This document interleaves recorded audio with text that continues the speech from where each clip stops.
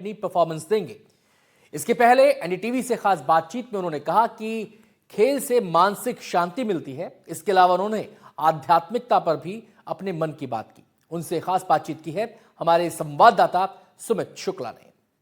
अज मैं तो राम ही राम भजूंगी मिले राम, अरे राम ही पार लगावेंगे, अरे देने वाला राम दिलाने वाला राम, राम ही पार लगावेंगे।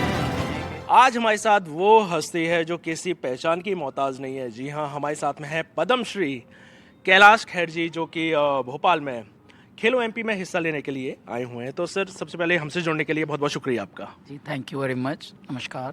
सर, सबसे पहले मैं एक चीज़ जानना चाहता हूँ कि आज जैसे कि एमपी खेलो इवेंट है, तो वैसे तो भोपाल से आपका काफ़ी पुराना रिश्ता मैं कहूँगा, क्योंकि आप पहले भी काफ़ी टाइम आ चुके हैं। तो आज इस इवेंट को लेकर आपकी क्या खास तैयारी है?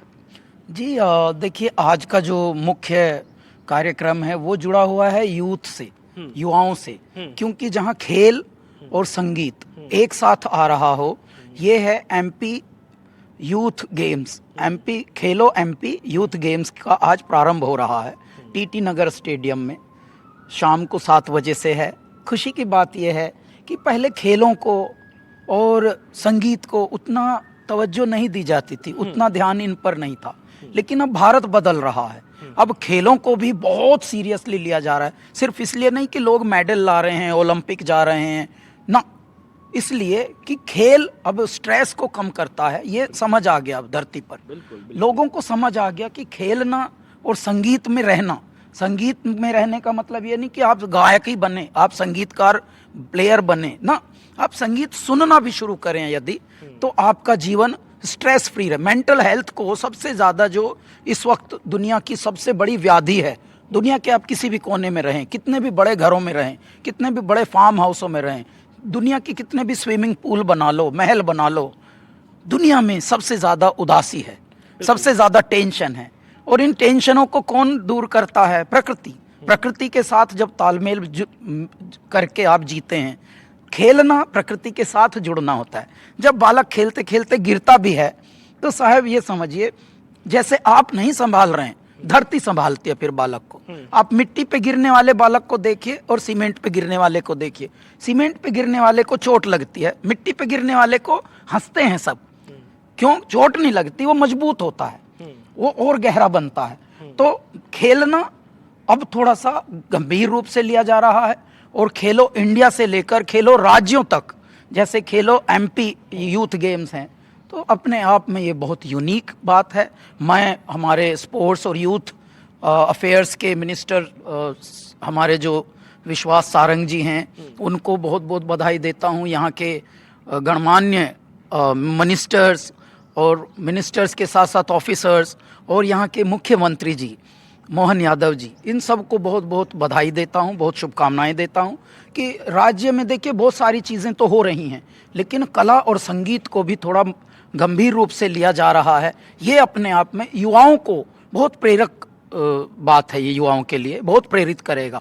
और क्योंकि देखिए ज्ञान से अब दुनिया चलती नहीं है, ज्ञान तो सब दे रहे हैं, अब दुनिया चलती है ध्यान से। जैसे ही आपने ज्ञान खत्म करके ध्यान देना शुरू किया, तो कितने बदलाव आ रहे हैं। अब देखिए प्रधानमंत्री मोदी जी जो क्या कर रहे हैं, विशेष क्या कर रहे हैं वो देश में, वो ध्यान दे रहे हैं। ये जितनी भी योजनाएं, जितने भी कार्यक्रम, जितने भी प्रगतिशील बातें, जितना भी डेवलपिंग भारत, ये पहले से है। लेकिन अब क्या बदला जो 60-70 सालों में नहीं बदला था? पहले ज्ञान चल रहा था, गरीबी हटाओ, बस ये एक ज्ञान था। अब उस पर अवलोकन हो रहा है, कार्य हो रहा है, ध्यान दिया जा रहा है। पहले ज्ञान था, अब ध्यान है। पर सर, ये वाली बात है। अब मेरा भारत इसलिए बदल रहा है, संगीत को भी इतनी अब थोड़ी तरजीह दी जा रही है, इतनी मुख्यता दी जा रही है, इतना ध्यान दिया जा रहा है। पहले तो कलाकारों को ऐसे ही बस टाइम पास के लिए फिल इन द ब्लैंक माना जाता था, और थोड़ी बहुत अगर इज्जत भी थी तो गिनो चुनों की थी। अब कला को भी थोड़ा तरजीह दी जा रही है, मान्यता दी जा रही है, आप उसको भी अपनाया जा रहा है, स्वीकार्यता दी जा रही है। और साथ में अच्छी बात यह है कि अब संगीत की अपनी एक जो इंडस्ट्री है, विरासत है, इस पे भी आप गणित wise finance wise, growth wise देश को गिना जा रहा मैं है एक कि भाई फिल्मों से इतर ये देखो, ये संगीत की भी एक छोटी सी कंट्रीब्यूशन है हमारी जीडीपी में। तो कॉन्सर्ट्स हो रहे हैं, कॉन्सर्ट्स भी देखिए क्या क्या लक्ष्य के लिए हो रहे हैं। अब खेलो एमपी यूथ गेम्स का आज प्रारंभ है और हम कैलाश खेर गा रहे हैं। कौन है? आध्यात्मिक संगीतकार, गीतकार, गायक, ये हैं कैलाश खेर। इनका क्या काम है? ये तो फिल्मी गायक है ही नहीं। फिल्मों में हम गाते हैं, लेकिन हम फिल्मी गाने अपने कॉन्सर्ट्स में बहुत कम गाते हैं। क्यों?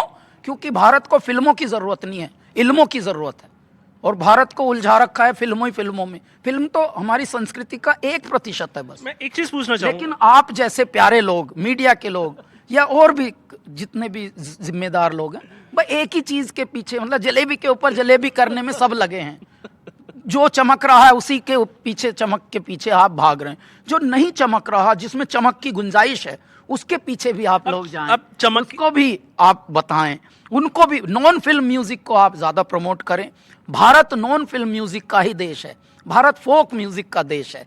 भारत हमारी संस्कृति, हमारे आध्यात्म से पिरोई हुई संस्कृति कण कण में जहाँ है, आप क्षेत्र क्षेत्र जाइए, सुनिए हमारे भारत की। हमारा दर्शन छुपा है हमारे फोक संगीत में। हमारा फोक संगीत कभी भी फूहड़ मनोरंजन के लिए है ही नहीं। फिल्में कब से आई? 100 साल से।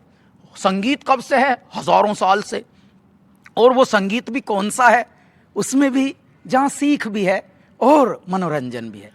अज मैं तो राम ही राम भजूरी मेरे राम, अरे राम ही पार लगावेंगे। अरे देने वाला राम, दिलाने वाला राम, राम ही पार लगावेंगे। लियारी माई भिक्षा। भिक्षा मांगते हुए भी क्या गाया जा रहा है? देने वाला राम, दिलाने वाला राम। यानी आपका अहंकार मिट जाए एक ही सूक्ति से, और मेरी ग्रीड मिट जाए, और मेरा बड़प्पन मिट जाए, ना मैं छुटप्पन मिट जाए, ना मैं हीन भावना वाला हूं, क्योंकि मैं लेने वाला भी नहीं हूं, तू देने वाला या देने वाली भी नहीं है, वो तो ईश्वर है। लियारी माई भिक्षा। भिक्षा मांगते हुए भी भारत में शिक्षा चल रही है।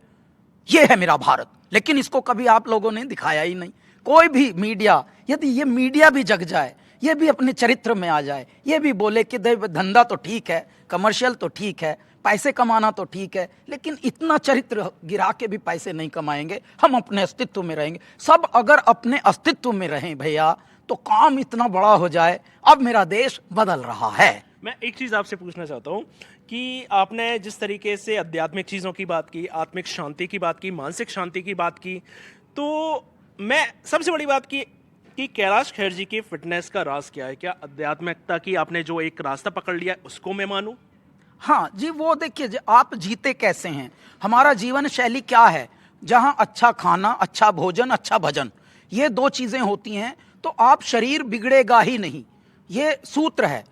मतलब देखिए बाकी चीज़ें तो टेक्निकल हैं, आप योग करते हैं, आप व्यायाम करते हैं, ये बाद की बातें हैं। लेकिन आप जीवन शैली में कैसे हैं, आप मन के कैसे हैं, आप तृष्णा में हैं, आप ईर्ष्या में हैं, आप जेलेसी में, आप लालच में हैं, ग्रीड में हैं।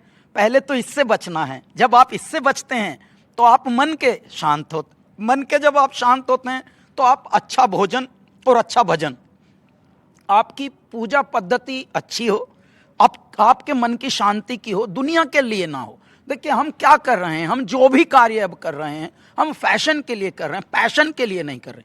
पैशन में आइए, पैशन की धरती है मेरा भारत। आप किसी भी पद्धति को अपनाते हो, किसी भी जीवन शैली को अपनाते हो, लेकिन सनातन जीवन पद्धति जो है वो प्रकृति से आपको जोड़े रखती है, वो प्रकृति से आपका समायोजन करती है।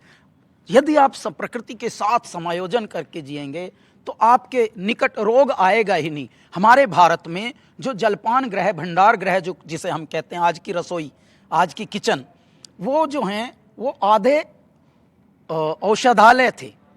अब बताइए औषधालय में कौन घुस गया? अब औषधालय में स्विगी, जोमेटो, अब ये घुस गए हैं। तो अगर आप इस तरह से जिएंगे तो ये तो सनातन जीवन शैली थी ही नहीं। हमारे यहाँ तो भोजन और भजन को पैरेलली माना गया है। खान पीन में भी हमारे यहाँ खाना भी वो खाया जाता था जो देवताओं को अर्पित हो सके। फलों में भी आप नारियल क्यों चढ़ाया जाता है? सबसे शुद्ध है। ऊपर से कवर है और कठोर है, अंदर से एकदम आपके लिए लाभकारी है, गुण औषधीय गुणों से युक्त है। ठीक है। केला भी देखिए ऊपर से परतदार है और भीतर से कभी कीड़ा भी नहीं लगता। तो ये जो फलों का भी देखिए हमारे यहाँ प्रावधान है, ये कैसे भगवान को यही दो अर्पित होते हैं। अब तो लोग मिठाई चढ़ा रहे हैं, चॉकलेट चढ़ा रहे हैं भगवानों पे भी। तो अब तो बुद्धि से पैदल हो चुके हैं लोग। अब क्या हुआ है, आंख तो है पर दृष्टि नहीं है। तो ऐसे में शिकायत तो स्वयं से की जाए, किसी और से ना की। क्योंकि देखिए मनुष्य को इतना तो पता है ना कि भाई खाया कैसे जाए। कुछ भी खा रहा है, कुछ भी पी रहा है, कभी भी खा रहा है। चिड़िया को देखिए 6 बजे के बाद कभी चरती हुई दिखी है चिड़िया? कहीं दिखी हो आपको कि जी रात को भी पेल रही थी ना? चिड़िया चुपचाप 6 बजे के बाद अपने शयन कक्ष की ओर चली जाती है। पता भी नहीं चलता कहाँ रहती हैं ये। तो चिड़ियों से ही सीखने को कितना कुछ है। तो प्रकृति के साथ ही जीते थे हमारे सनातन जीवन शैली में। और सनातन कोई धर्म नहीं है, लोगों ने अब उसको भी मिथ्या बना दिया। सनातन एक संतति जो होती है संतों की, हम संतों की संतान हैं सब। भले आप किसी भी पूजा पद्धति में हो, किसी भी आप पंथ में हो, किसी भी आप धर्म को अपनाते हो जीवन के, लेकिन हम कहीं ना कहीं संतों की संतान है, ये तो पता ही है सबको पता है। क्यों? आज भी हमारे यहाँ गोत्र पूछे जाते हैं। आपका गोत्र क्या है? भारद्वाज। आपका गोत्र क्या है? दधीची। आपका गोत्र क्या है? कश्यप। ये कौन है? ये नाम क्या है? ये ऋषियों के नाम है, यानी हम ऋषियों की वंशावली हैं। तो देखिए ऋषियों की वंशावली है तो हम प्रकृति के साथ ही जीते होंगे। और यदि प्रकृति के साथ जीते हैं तो प्रकृति से जो भी हटा वो देखो विकृति की ओर गया। आप देखिए ध्यान से, जो भी प्रकृति से हट गया वो विकृति की ओर गया। और विकृति ही सबसे पहले आपका शरीर बिगाड़ती है। आप कितने भी धनवान हो जाएं, यदि आप शरीर में स्वस्थ ना हो तो आपको कैसी अनुभूति होगी। और ये जो उदासी जिसका नाम है, जो सबसे बड़ी व्याधि इस पृथ्वी पर अब आई है, जिसका नाम है उदासी, तन्हाई, अकेलापन। ये जो इसको अंग्रेजी में anxiety, chronic depression, chronic disease, ये सब क्या है? ये किसने बुलाया है इस देश में? हमारे देश में तो जैसा मैंने बताया, जलपान गृह जो हमारे रसोई जिसका नाम मुगलों के बाद आया, जिसका नाम किचन आया अंग्रेजी समय में, जलपान गृह, भंडार गृह जो हमारे होते थे वो हमारे मंदिर होते थे। हमने मंदिरों को ही अपने पहले तो राक्षस घर बना दिया। उसके बाद जीवन शैली हमने ये कर दी कि मंदिरों में चूल्हा जलता था। चूल्हे में वो बैक्टीरिया स्वयं आके जलते हैं जिनको स्वयं जलना है। स्वयं देखिए भारत में कहते हैं भाई उसके यहाँ तो यार चूल्हा भी नहीं जला। ये उदाहरण दिया जाता था कहावत। अब कहाँ है? चूल्हे ही नहीं जल रहे अब लोगों के, अब बस ऑर्डर चल रहे हैं। तो वो ऐसा जीवन शैली से आप देखिए शरीर बिगड़ रहे हैं, स्वास्थ्य बिगड़ रहा है, हेल्थ बिगड़ रही है। और इसीलिए हर राज्य में जिस तरह से एमपी खेलो एमपी यूथ गेम्स का प्रारंभ हो रहा है, हर राज्य में हो रहा है। ये यूपी में भी हमने गाया था, लखनऊ में। आज हम भोपाल में हैं, भोपाल भी हमारे एमपी की राजधानी है। तो टीटी नगर स्टेडियम में शाम को Kailash Kher and Kailasa live in concert हो रहा है, जहां पर हमारे राज्य से आए हुए चुने हुए खिलाड़ी दिन भर अपने राज्य स्तरीय प्रतियोगिताओं में जीतेंगे और खेलेंगे। और कोई हारता नहीं है। मैं बताऊं आपको, जहां हेल्दी कंपटीशन होता है उसको हम हार नहीं कहते, वो भी जीत की ही ओर अग्रसर हैं। बस आज आप जीते हैं, कल वो जीतेंगे और जीतने का जश्न होगा, कैलासा का संगीत होगा, उसका महोत्सव होगा। यही है हमारा भारत। बस यही संदेशा इससे जाएगा कि खेलो और जितनी भी विपदाएं हैं उनको झेलो, और संगीत जो कैलासा का है उसको आप आत्मसात करो। देखो साहब, आपकी मेंटल स्टेट कितनी प्यारी हो जाएगी।